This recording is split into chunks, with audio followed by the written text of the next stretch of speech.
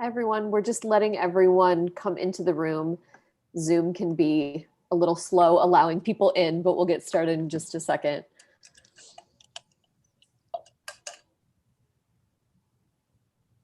All right, we'll let people trickle in and we'll get started. Hello, everyone. My name is Brittany Kerfoot, the Director of Events at Politics and Prose Bookstore, and I'd like to welcome you all to tonight's P&P Live discussion. A few housekeeping items to go over before we begin. First, I will be dropping a link in the chat where you can purchase a copy of Patricia Engel's Infinite Country, as well as a link to pre-order Carolina de Robertis' book, The President and the Frog, which publishes this August. Also, if you would like to ask either of our authors a question, you can enter it in the Q&A space found at the bottom of your screen. And we ask that you put your questions there instead of in the chat so that they're all in one nice little tidy place. And we will get to your questions in the last part of the event. All right, it is now my pleasure to introduce tonight's speakers. First, Patricia Engel is the author of several books, including The Veins of the Ocean, It's Not Love, It's Just Paris, and Vida. She currently teaches creative writing at the University of Miami in Florida. Her latest book, Infinite Country, is a story of family, love, and finding home. And actually, it was just announced yesterday that the book was chosen as Reese Witherspoon's March Book Club pick, which is absolutely huge. So go get your copy before they all sell out, because Reese's book picks sell out fast. So click that link in the chat to get yours soon. Engel will be in conversation with Carolina de Robertis, author of the novels Cantoras and the international bestseller The Invisible Mountain. She is also an award-winning translator of Latin American and Spanish literature and editor of the anthology Radical Hope, Letters of Love and Dissent in Dangerous Times. So please help me welcome these two amazing authors onto your screens. Hi, ladies. Hello, Brittany. Hi, Patricia. Hi, Caro. How are you? I'm so great. I'm so happy. I've still got light over here in Oakland, California. I'm so happy to be here to talk with you. How are you on day 2 of your new book being out in the world? I'm doing well. This is exciting. This is the first event of this new virtual book tour space that I'll be navigating over the next couple of weeks. And thank you so much for coming to chat with me. You know that I'm a huge, longtime fan of yours, both as a friend and as a fellow writer and reader. So I'm really excited to be talking to you today. Oh, thank you. I'm so honored. El gusto es mío. I mean, it's just really, truly my pleasure and such a deep pleasure, as you know, but to say it for others who are in community with us tonight, I have been a fan of your work and an admirer of your work for 9 years and it's been my joy to also be friends. And even with that admiration for your work and for The Veins of the Ocean and Vida and It's Not Love, It's Just Paris, I was not ready when I picked up Infinite Country. I have to say, this book moved me so profoundly. It is such an absolutely sublime journey and work of literature, and the characters just went deep into my soul, and they'll be there forever. I'm going to talk more about the why and how and what the book is, but I want to say first, thank you so much for this absolutely incandescent book. I'm going to ask you a question that you'll read a little bit, hopefully, from the book. We'll get to hear a little the voice of the book, and then we'll talk some more. So the first question I'd like to ask you is about how this book was born. And I know that there are different ways that a novel can grow, right? Out of the seed of an idea. Often novels are driven by burning questions, at least for me, something that we want to explore or see more deeply.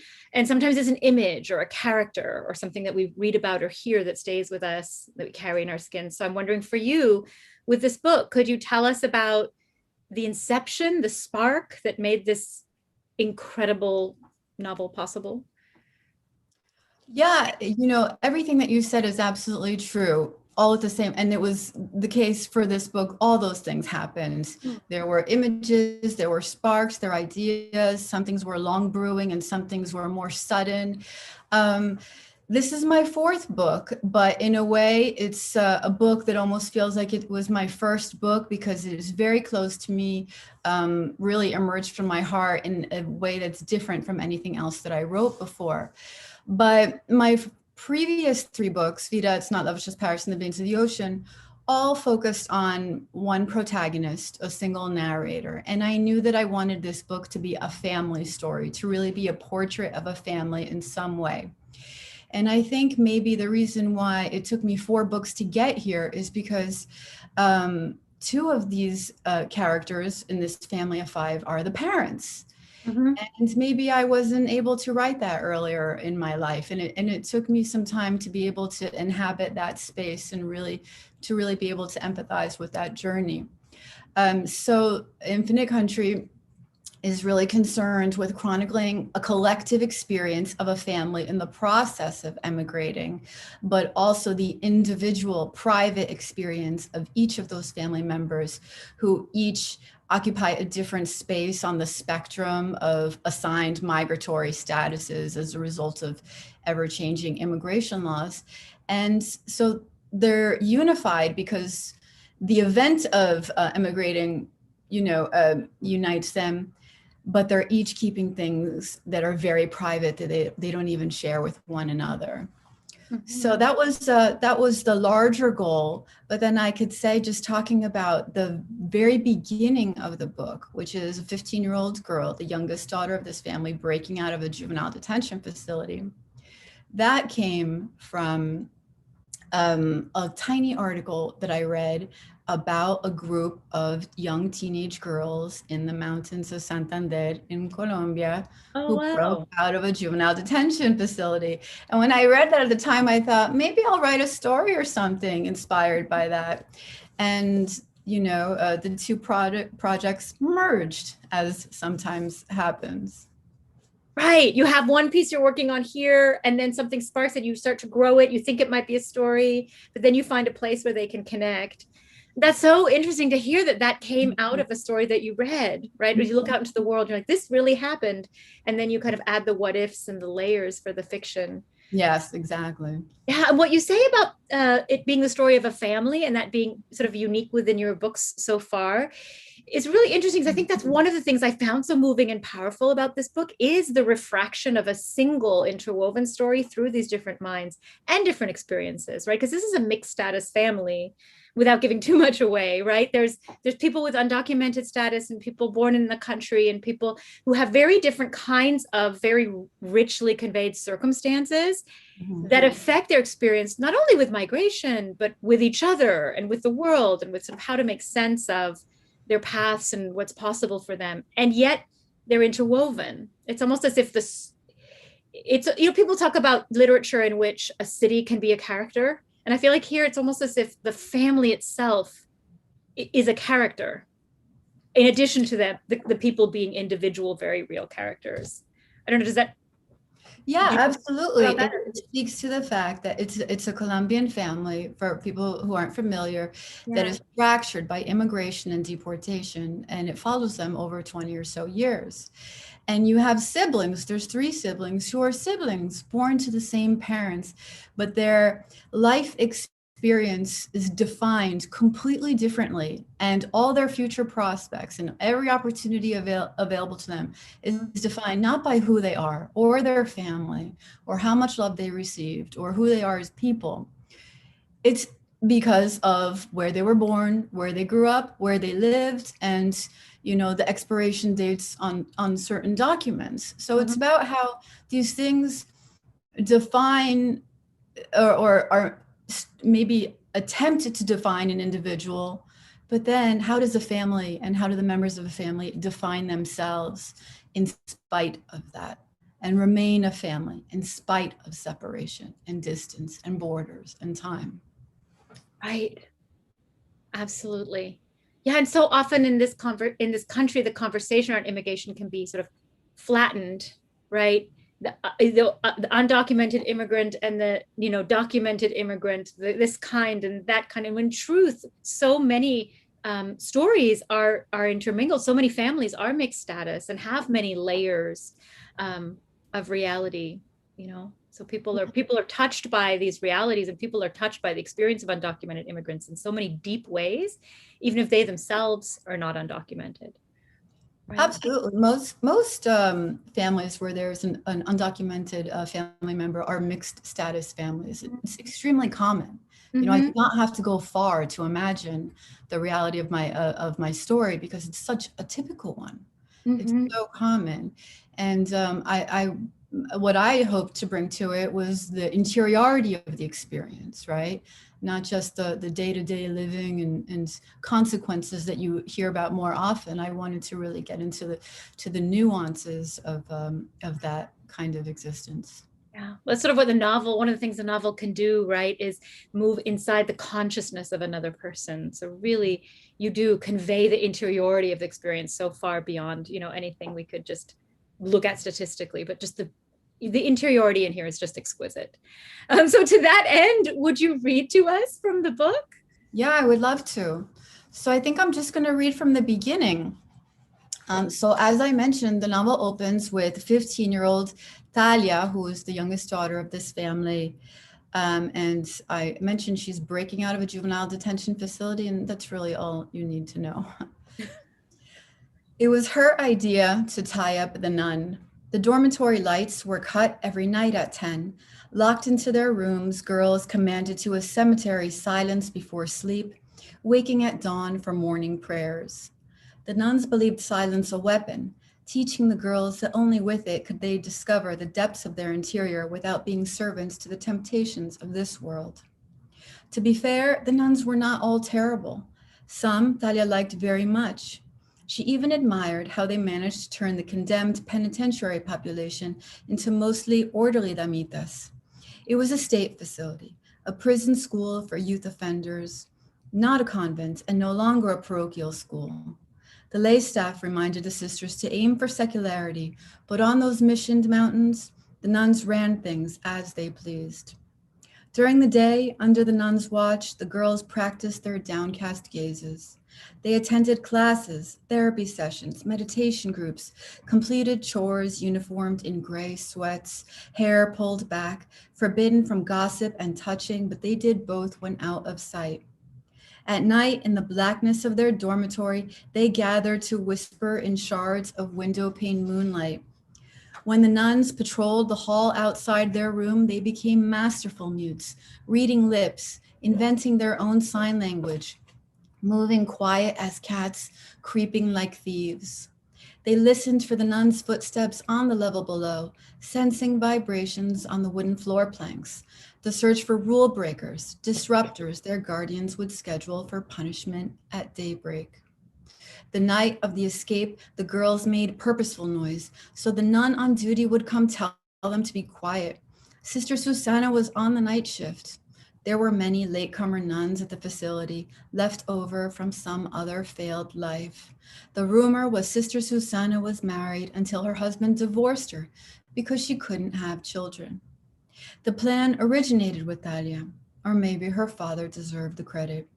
That afternoon, she was given rare permission to phone him from the administrative office. Family contact was restricted, since the staff believed they could be a girl's worst influence. Talia hoped to hear Mauro say he found a way to free her, have her sentence lifted, paid a fine, or convinced one of the rich residents of the apartment building where he worked as a janitor to call in a favor on her behalf. One never knows who might be listening, especially in a quasi-jail for minors, some of whom were murderers on the verge. Talia and Mauro were careful with their words. He tried everything, he said. There was nothing more he could do. She understood. Liberating herself from the prison and the country would be up to her. With the help of another girl, she spent an hour ripping sheets, twisting them tight as wire, thin as rope. She counted to 1,000 in the darkness, then gave the signal for the other girls to start shouting, "Fire, fire, fire." Sister Susana appeared in the doorway. Talia waited to catch her from behind with a pillowcase over the head. They'd cut breathing holes because they weren't trying to kill anyone, only to paralyze with fright.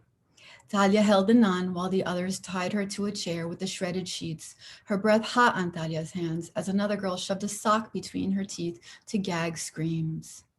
When Talia arrived to the prison school a month earlier, Sister Susana had called her into her office and told the 15-year-old she'd studied her life, as if that file of police jottings and psychological assessments on her desk could reveal anything that mattered. "You're not like other girls here," she began. "Yes, I am," Talia wanted to say. She didn't want to be singled out, treated as an exception if it meant putting the other girls down. "I believe it was your desire for justice that led you to do an awful thing, but you badly injured a man. You could have blinded him." A pause, the rattle of voices in the cafeteria down the hall. She knew Sister Susana was waiting for a response, a denial perhaps, more likely an admission of guilt. The nuns were always scavenging for remorse. "Do you want to change? With faith and discipline, anything is possible." Talia was not stupid, so she said yes. I'll stop there. I know I'm not the only one cheering. So powerful. Thank you so much. Just on the sentence level, there's so much exquisiteness. That first line, which is the first line of the book, it was her idea to tie up the nun. There's just so much there, so much tension. And one of the things I love about your writing, one of the many things I love about your writing and that is so powerful in it is the way one sentence or one word will do so much work. The nuns are always scavenging for remorse. And like scavenging is an unusual word to put with remorse, but then, and it's not in some way that it's like, oh, this is dense prose that's hard to read. No, it's just fluid and we're just, completely inside of it. But that word scavenging, it's like, it does so much work to put, this kind of animalistic behavior. What are scavengers? What do they do? What does that say about her perception of these women? And to do that in prose that is still so visceral and so kinetic and dynamic is just awesome. I would like to ask you more about the fluidity of the book, in the sense that it just feels like it just like flows like a river. And yet, as you said, it's sort of a fractured family.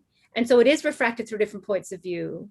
We meet Talia at the beginning, but then later we're in points of view of, her mother, her father, other people. And we get this incredible mosaic. And we also move through time. We move back and forth through time in these different sections. And yet we always know where we are. And the river just kind of carries us. There's this sort of fluidity to the story, even as we go to all these places. What was it like for you to weave that? Was that challenging? Did it take a lot of drafts? Was it intuitive? Can you tell us about your process? Sure. There were many drafts. Surprise!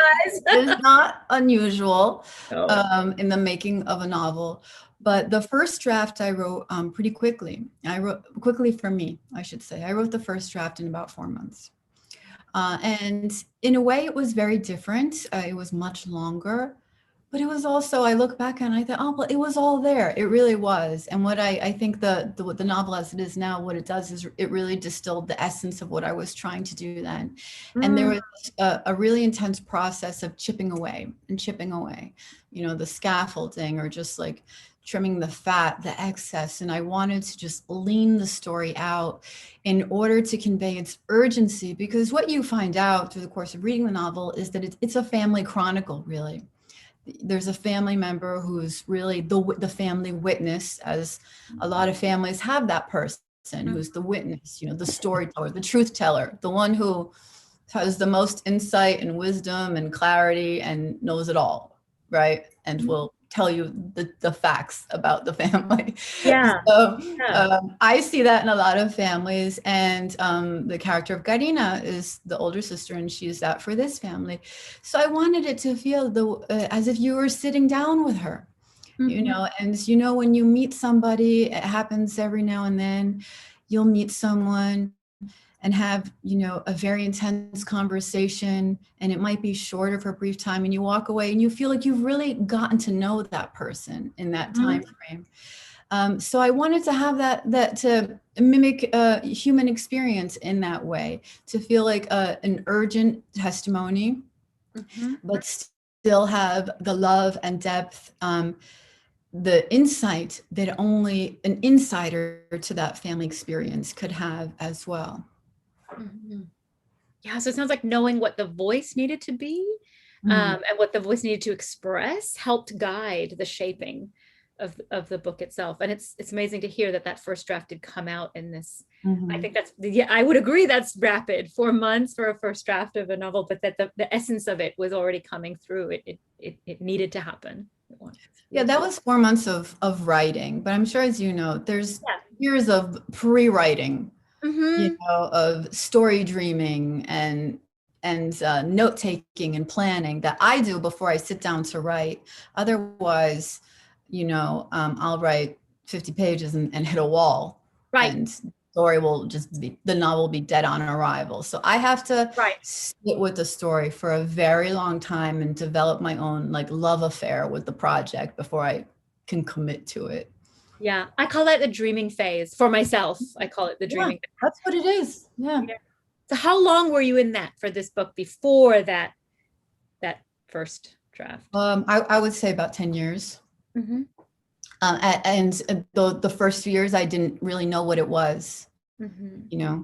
I just had inklings of a story that might be taking root in me.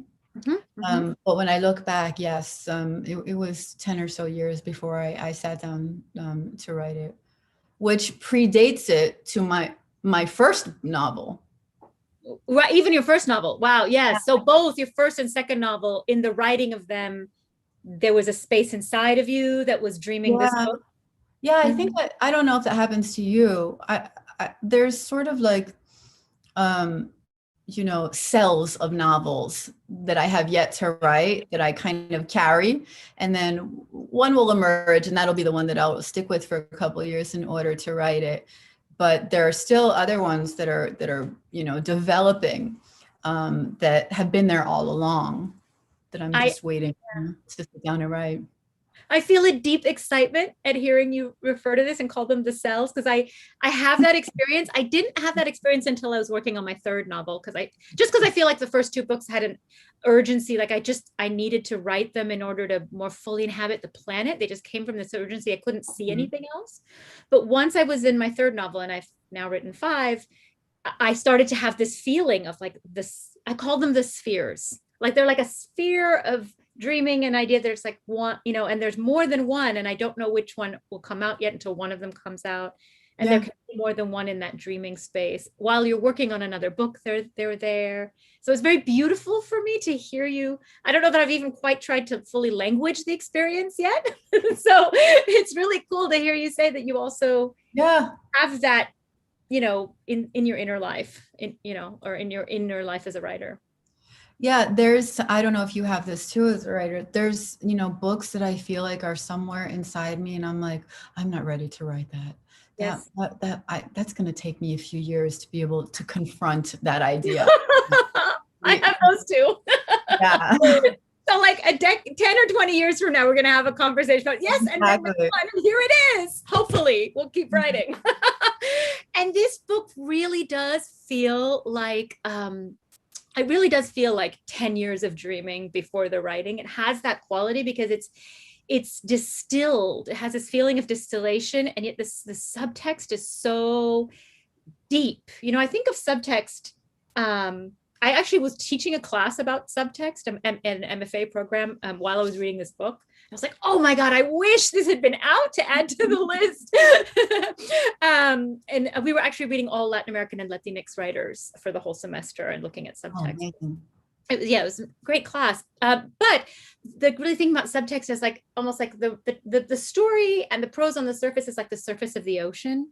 And then underneath, there's all the life of the ocean. You can't always see it when you're up on top, but it's like you feel it, it's underneath. And if you dive in, there's so much there. And one of the ways that subtext is so alive in this book is that sentence level. Like I was saying, the nuns were scavenging for remorse. Like that one word does so much work. And the thing about subtext is you don't have to dive in there. You can still get a great story. Or there's this moment where Talia also says the unencumbered earth told her she was far from home. And I just felt that just sort of in my body, this unencumbered earth. What does that say about feeling encumbered, more encumbered than the earth by your life circumstances? It just was so powerful just in that one word. That's the micro level, right, of subtext. But there's this other way that it feels like this book has that decade of dreaming in it, which is the subtext that's sort of activated by the mythic in this story. So there's these indigenous myths that Mauro, the father, learns as a child, and then he carries them with him.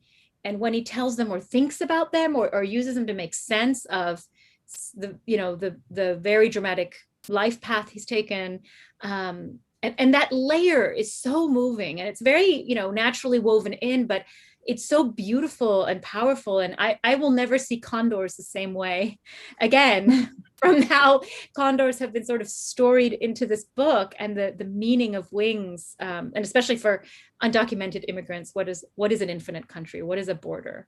Condors, flight, wings. It was such a moving kind of poetic layer in the story. And I'm wondering if you could talk about how you wove in the mythic layer and these indigenous stories into the tapestry of the book. Well, one of the founding ideas of this novel is that migration is a natural instinct for all species, basically, including the human species. This is how the human species has ensured its own survival. And we'll watch hours of documentaries of animals migrating and think it's just the most amazing thing we've ever seen, how they just know where to go to find resources so they don't die. And then when humans do the same thing, it's like, oh my God, what are they doing? They should just stay where they are, how dare they? And it's been framed in such a negative way, which is truly a manipulation. But if you think about it, it's totally natural to the human animal. So this book is very much built on that, and the ways that the natural world moves, and how humans we are of the earth, just like any other animal. And if we can see that, perhaps we could empathize with ourselves a bit better. One of the things that is that I also wanted to explore, which is something I've gotten more interested in as I've gotten older, is the ways that our homelands and the actual land, the soil, the mountains, the particular sky or altitude or whatever, how that is really, our point of origins are really part of us in ways that we don't even understand, Scientists have gotten into studying epigenetics and the ways that trauma is inherited in the DNA, and phobias and fears and all these intangible things. Yet we haven't really gotten into how we carry the land that made us post-migration in ways we don't even understand. And what does that do to somebody who's been displaced or somebody who's has to leave their homeland? It's a very profound loss. And the story of Infinite Country chronologically begins in Bogotá, which is my mother's hometown, which is high in the Andes Mountains, which is a very, very particular type of topography, right? So it really lends itself to this type of experience of what the land, what that impact has on an individual. Imagine take them out of that and put them somewhere else, and it's quite different. I say this as somebody who grew up inland and now I live by the ocean, and I feel just like, wow, dazzled by it every single day, because I was not, I didn't grow up next to the ocean. So those are all things that I wanted to get into with Infinite Country, is really just the natural order of the world being one of migration. That's beautiful. And also displacement and place and land, right? So the naturalness of it and also the cost of it. I mean, like all those layers, which makes it when you think about that, when you can recognize truthfully how it's the natural human instinct, then borders become even more absurd. Right. The idea you can just divvy up the land, and then, well, they exist, but then you can sort of understand why they fall short of what human needs are. Right. Absolutely. That makes me think of something I wanted to bring up, is this incredible quote from your first novel, It's Not Love, It's Just Paris, about all artists being immigrants. Oh no, sorry, that's not it. All immigrants being artists is what I meant to say.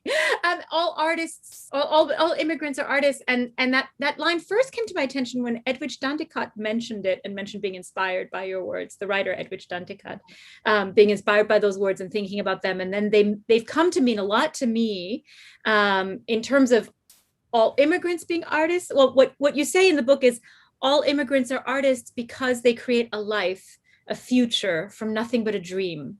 The immigrant's life is art in its purest form. And that's been I've thought about that so much, has been very inspiring to me.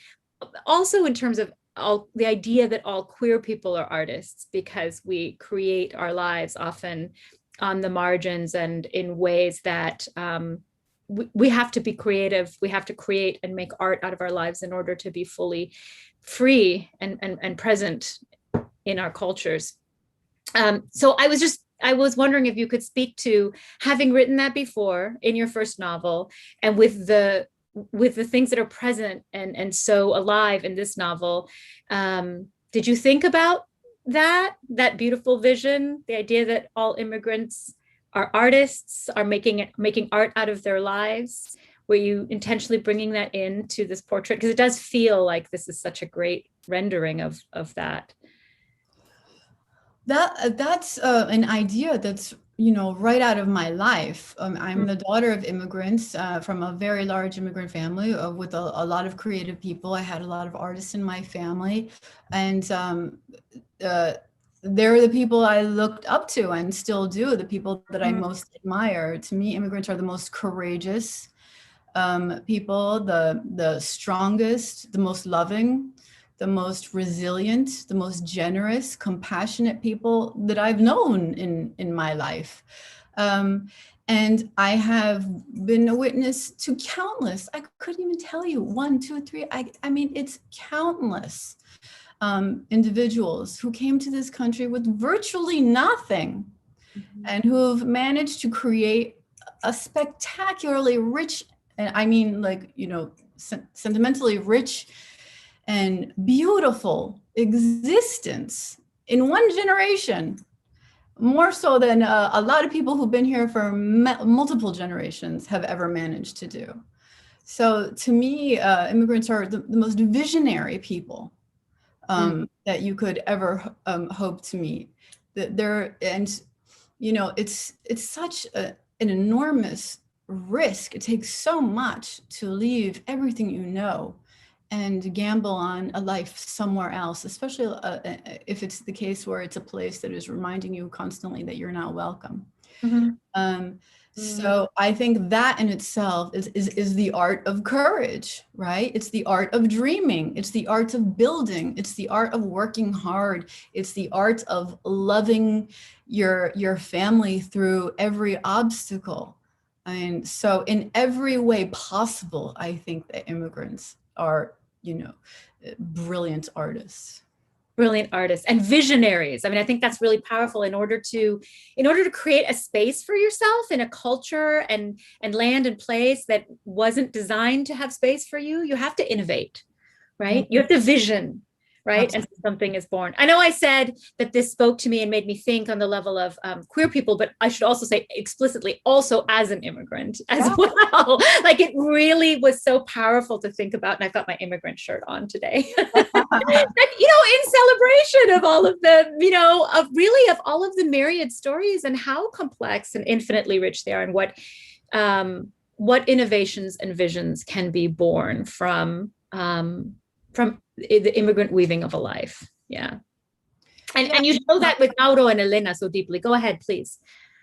Caro, I think, you and I are old enough to remember a time when immigrants were seen as a resource and welcomed more readily into this country, for example. And the framing, the perception of immigrants as being somehow a drain, that's something that was manufactured. It was not always like that. at least in my lifetime. Rhetoric, yeah. And Although we've had waves in this country, of right? course. Back and forth. The Chinese Exclusion Act, just like one Sure. example. Sure. Right? I'm talking about in the timeline of the novel, which the novel begins in the late 90s, right? Right. Yes. So, and like you said, in our lifetimes, we our remember lifetime. other rhetorics. Yeah. Yeah. Yeah. So that alone should make you wonder, Yeah. you know, who are those changes benefiting and serving, you know? Yeah, that's another thing I wondered about is what was it like to work on this novel during the Trump era, given the kind of rhetoric that was, you know, so explicitly present. Feels like ancient history. That's a good thing. If it feels like ancient history. The what era? Did somebody try to tweet? Wait, no? Okay, good. You know, it's some people say, oh, this story feels so now. And the fact is, this is such an old story, the story of the family in Infinite Country. Right. People who've lived in this sort of, you know, framework of having your lives challenged by paperwork. This is nothing new. Right. You know, this goes back years and years and years and years. So you know, the novel is set over more or less 20 years, but it's a story that's you know been a part of people's realities for a very long time. Right, definitely. And that's interesting. People say now, I think maybe there's increased visibility of undocumented immigration, and it's politicized, right? Sure. And in the political rhetoric and discourse, but the experience has been with us. And that's actually something I wanted to bring up too, is I feel like just 10 years ago, the literature of the undocumented immigrant experience in the United States, there was very little room for it in the publishing world. And now I'm thinking about like memoirs like Jose Antonio Vargas and Carla Cornejo Villavicencio's The Undocumented Americans.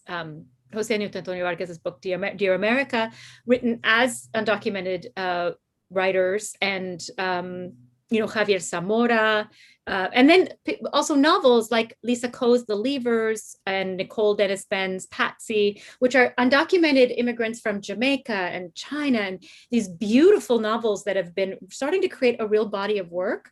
And I see your book as being this really kind of luminous and essential you know, part of not only literature as a whole, punto final, but also this kind of presence of undocumented stories.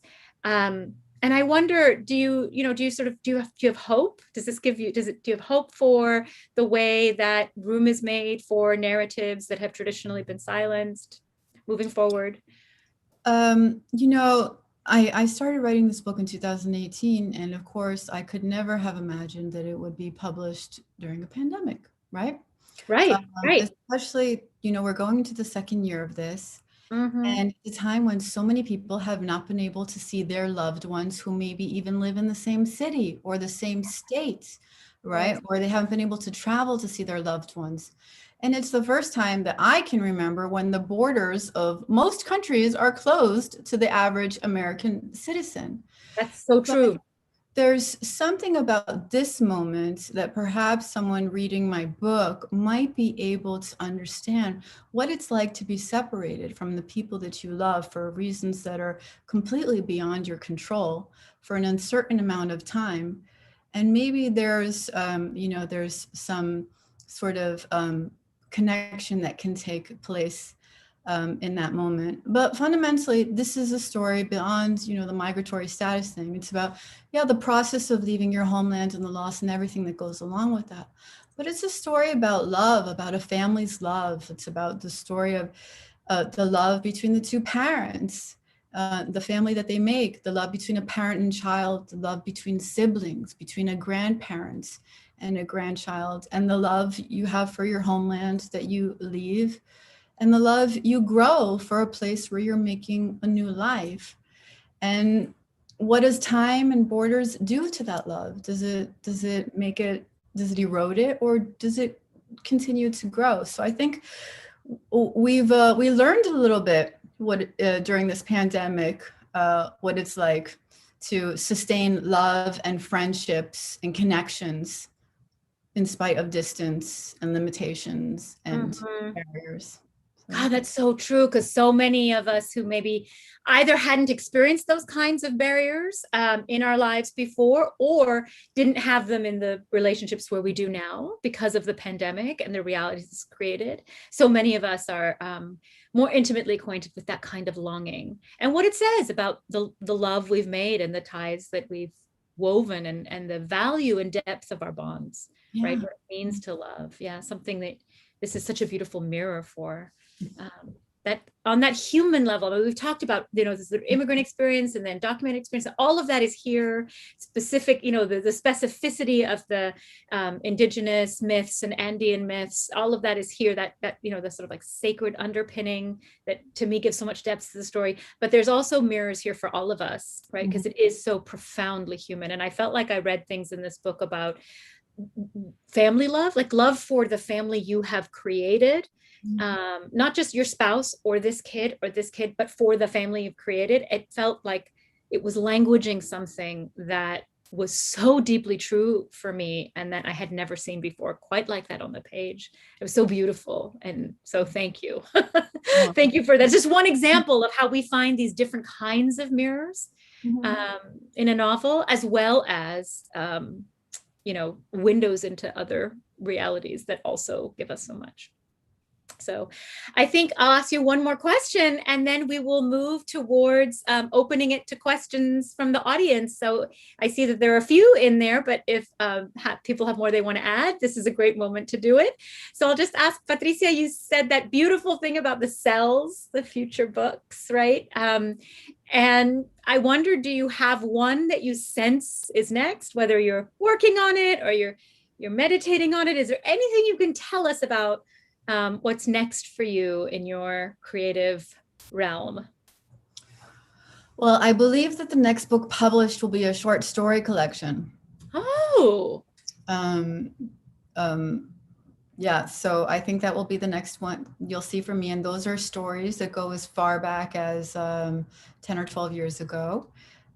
So that's in the pipeline, I believe. And then I'm in the very early dreaming phase, as we called it, of a future novel. Oh, good. Great. But I haven't sat down to, start writing that yet. I'm still just sketching out ideas. That's so exciting. So it continues to be fertile and rich over in the creative world. You have to nurture it, you have to nurture that idea. You got to take care of it or it'll just like fly away. Definitely. You just gotta just give it a little love, a little attention, like a little seedling. I'm a terrible gardener, but my wife is a gardener, and I watch her. She just kind of like checks in on them. So like the leaves gotten a little bigger. And you let it hang out in the sunshine. So that's wonderful. That's very exciting. We'll look forward to all of those. Well, it's so amazing to talk to you about this and delve into the book with you.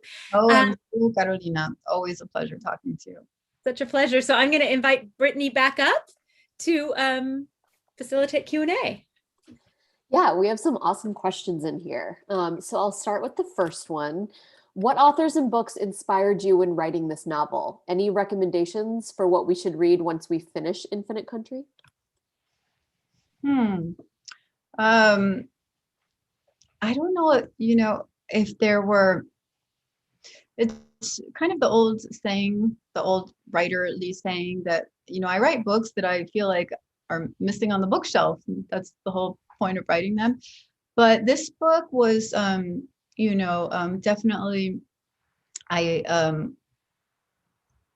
inspired in a way by certain short compressed novels that I love, right? And one particular that I love is called In the Beginning Was the Sea by Tomás González, a Colombian writer. It's available in English. It's a beautiful short novel. Another family novel, well, it's not a novel, it's a memoir called Memory by Philippe Grimbert. It's written by the son of Holocaust survivors, and it's a very short novel. but it also has that urgency and that potency. So I think experientially, I was going after something like that. I wanted that kind of, grab you by the shoulders type of experience for a reader. And those books definitely did that for me. So this is a great follow-up question to that. And I would pose this to both of you, actually. Joe says, there's been a lot of controversy about publishers not being diverse enough. How do you feel about that? And do you think it is changing? I mean, it's a fact that I don't need to have a feeling about it. The publishing industry has a long way to go in reflecting the true demographics of the United States. That said, I don't know of any other country that's really doing it much better. Publishing as a whole tends to skew in certain directions globally, right? So yeah, we have a long way to go. I definitely think there's changes. There's so many amazing writers from so many diverse backgrounds writing things, and I think people are opening the doors to those brilliant and talented voices, and that's what we should be doing. Mm-hmm. Yes, I mean, I'll just say I absolutely agree is what we should be doing, and it is a fact. And I do feel a lot of hope with, I think with what's different. I mean, I published my first book in 2009, and I just feel like the publishing landscape has changed tremendously in the last 12 years. And I think the biggest change is actually not necessarily that publishing, that the people who are working in publishing, especially at top levels, or that the people who are getting the book contracts or getting the support from their publishers, that still has a long way to go to diversify. We have a long way to go, and I don't mean to misconstrue that. But what's encouraging is that the conversation is happening in a way that 12 years ago wasn't even present, wasn't even visible. And so I think I think what's exciting is that all of us have a role that we can play in shaping the future of culture by conveying how much books mean to us across difference and voices and styles and identities and possibilities. What we lift up, what we signal boost, what we amplify really influences what's possible, whether we're a bookseller or a writer or an editor or a reader. Right? Because readers do have power as well and are part of the literary community. Every reader is part of the literary community. And that's what I find exciting, is that all of us have a role that we can play in shaping the future of literary culture and therefore of culture. Yeah, absolutely. Yeah. So much of it is up to readers. Stop buying the books that you were so used to reading in high school and buy queer authors and by authors of color and by authors in translation, books in translation, and send the message to publishers that this is what we want to read. Make more of it. Absolutely. Here's a fun question from Lauren. How did you two get to know each other originally? Was it in person or through your work? You are wonderful together, and it has been a pleasure to listen to you both. Oh. I remember when we met. Do you? I remember when we met. I was pregnant. Yes, you were. We met when I live in Miami, and Carolina was on book tour for her second book, Perla. Mm-hmm. And she came to my wonderful local indie bookstore, Books and Books, and I went to see her. We had a mutual friend, brilliant writer, Daisy Hernandez, who introduced us. And we became friends since then, I would say. Yeah, we became friends with then. You came up and I met you at the signing line in that sort of like pregnant signing thing. And Daisy introduced us. Daisy Hernandez is an incredible writer. She actually has a book coming out, I think it's in June, later this year, The Kissing Bug. Yeah, and I'm really excited for her next book. She's fabulous. And so she introduced us. And then when we got home, she said, so this is Patricia's book, Vida. And then I actually stayed up way too late, which is not a good thing to do when you're pregnant. But I stayed up way too late. I don't know if you know this part, Patricia. Turning pages. Yeah. And then since then, we've crossed paths in various different cities and, been on panels together and gotten to be in conversation. That's awesome. Patricia, maybe you'll come back. I know we're going to host Carolina for her book in August, so maybe you can come back. Yeah, of course. How cool would that be? Okay, here's another question. Did you interview real families like the family in your book in order to get a sense of their realities to support your narrative? Um, I have known so many families. I wouldn't say I sat down. I mean, I think when you're a writer, like a writer in your bones, your whole life is research. And it's kind of every conversation that you have is, I don't want to say it's an interview, but it's you're open to that, artistic human space of learning from people and being affected by them. So I have known people who've had similar experiences with the family in Infinite Country all my life. People very close to me, my closest relationships. A lot of it came from there. And then there's research. There's also research, but I would never want to be intrusive or exploitative of anyone's experience. So there's a departure point from life where it becomes the art of the story, and then the responsibility of research to get things correct, factually correct, and treat it respectfully. Here's one that I will also pose to both of you. What does your writing day look like? Mine, there's the ideal writing day. Let's just deal with that. So on an ideal writing day, I would write in the morning because I like to write by natural light. I don't really write at night. I like to read at night. And I'll go for a few hours and I write with silence. I don't listen to music or anything like that, and surrounded by my notebooks with my computer. And that's pretty much it.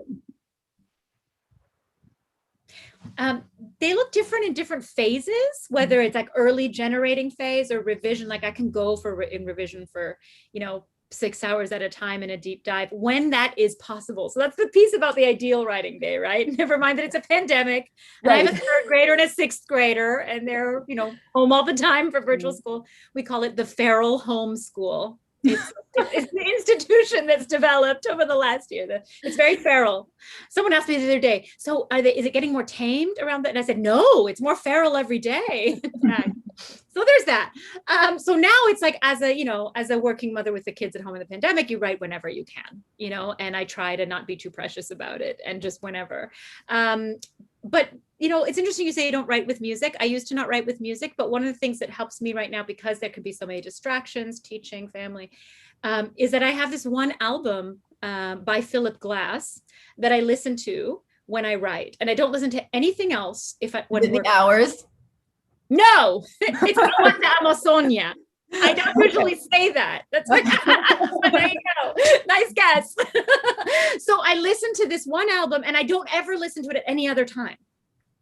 Mm-hmm. And so like, there's so many old spiritual traditions where like, there's a song and you only play this song when certain ritual is done. So it's kind of like that. It just kind of helps me descend in a time full of noise. I love that. This question is, Patricia, your first sentences are always so amazing. I'm thinking of Vita with, it was the year my uncle got arrested for killing his wife, and our family was the subject of all the town gossip. How much time do you spend on opening scenes, and is the first sentence the most important one? I'm a creative writing professor, just like Carolina is. So I would tell my students, yes, the first sentence is the most important and this and that. The fact is, sometimes they just shoot into your brain and you got to write them down. So I very often feel like the opening sentences that I labor over the most end up being the flattest. And then every now and then I'll just get a jolt of something, and those are usually the ones that work. And it's usually when I'm just thinking away from the ambition of a sentence and really just writing, to the, where you have someone in your ear who's about to tell you like some massive gossip, and you're like, it was the year that my uncle got arrested, and they're like, what? I have to hear this one, right? So I try to just tap into that the human part that wants to be told a good story, and get to the meatiest possible point of entry. Yeah, and sometimes they come easy, sometimes they don't. Do you start at the beginning? Like when you start on a project, do you write from the top?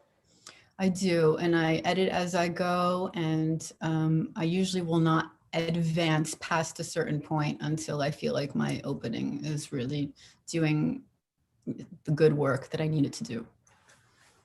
That was another question, was you talked about how long it took for your first draft, but how long it took to edit, but it sounds like you kind of edit as you write. I do, but even with that, there's so many more drafts that go into it. So it's like each draft already contains multiple drafts that have already been folded into it. Yeah. So I couldn't even tell you how many drafts there actually were. Right. You know, there's like rounds, but there's multiple drafts within those rounds. So trying to count the waves of the ocean, right? Exactly, There's like exactly. ripples in each wave, and some waves, you know, yeah. Michelle asks, do you have a favorite scene in the book? And I'm curious for both of you for your answer for that. I know what mine is, but. I know. Like there's a scene in the book that actually like makes me cry, even though I wrote it and I read it 300 times. And I don't want to give it away too much, but it's an airport scene. Oh, yeah. You know, and that's probably my the scene that gets me the most in this book. It's not so much a scene as a passage, but there's so many, but I'm just going to say the condor. Okay. The condor, Mauro and the condor. Oh. There are so many good ones. And the opening is amazing. I mean, the first, when you see a nun being tied up by these children, it's great. Someone asked, can you speak more about the children in the book? How do you explore each of their relationships to the United States and to Colombia in the book? Well, so the oldest daughter, Karina, the first child, was born in Colombia and was brought to the United States as a baby when her parents came on tourist visas. And then it doesn't give too much away to say that they decide to overstay. So she becomes undocumented as a result. The second child, Nando, was born in the United States and lives his whole life in the United States. And the third child, Talia, who's the one that you see breaking out of the detention center, was born in the United States and sent back to be raised by her grandmother and father. So there's an interchange. And in a way, these three siblings' lives are defined by the absence of the youngest. Right. So they all have a different situational experience as a result of where they're born and where they're living. But it's also the distance and being separated also has a massive impact on their lives. Well, unfortunately, we're out of time, but thank you both so much for this. Everyone, please go out and buy Infinite Country. The link is in the chat. I've also put a link where you can pre-order The President and the Frog, which is out in August. And we will be having Carolina here for an event in the summer for that.